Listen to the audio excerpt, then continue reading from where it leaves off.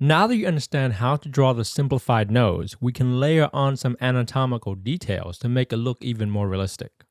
But of course, in order to do that, we need to understand some basic nose anatomy. So let's go over that. By the way, if you enjoyed this lesson, be sure to check out the full nose drawing course at mydrawingtutorials.com/nose. It will dive way deeper into the subject and teach you everything you need to draw realistic and dynamic noses. Okay, back to the lesson. When we peel back the skin, we can see that the nose is made up of four main parts: the nasal bone, the lateral cartilage, the greater alae cartilage, and the wings of the nostril. The nasal bone is this part here, and it forms the top half of the nose bridge. Next to the nasal bone is a much larger bone called the maxilla. This bone helps to create the side planes of the nose and allows it to transition smoothly to the rest of the skull. The maxilla is a pretty large bone, but with regards to the nose, we only care about this small portion that sits next to the nasal bone. Attached to the nasal bone is the lateral cartilage. The lateral cartilage forms the lower half of the nose bridge. How the lateral cartilage connects to the nasal bone can have a big impact on the look of the nose. In some people, the connection between these two parts is very seamless and smooth.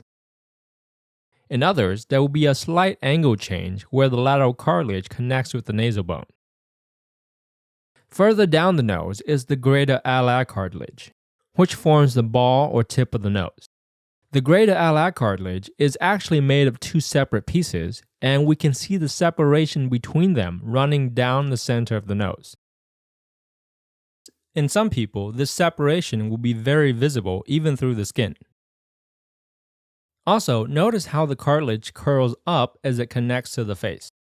This is a very important detail when we're drawing the bottom portion. And lastly, we have the wings of the nostril. The wings are actually made up of fatty tissues, and you might hear them referred to as alar fat.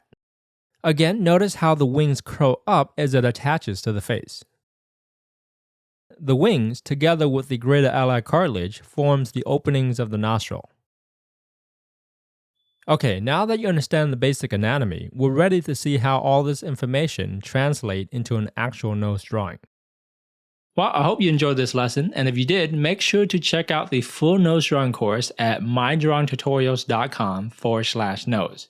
You'll get hours of additional lessons and step-by-step exercises, and learn things like how to draw and shade the nose from a bunch of different angles, how to exaggerate your reference and draw stylized or cartoonish noses, how to draw noses from your imagination, and a whole lot more. So if you're ready to improve your nose drawing skills, head over to mydrawingtutorials.com/nose or click the link below.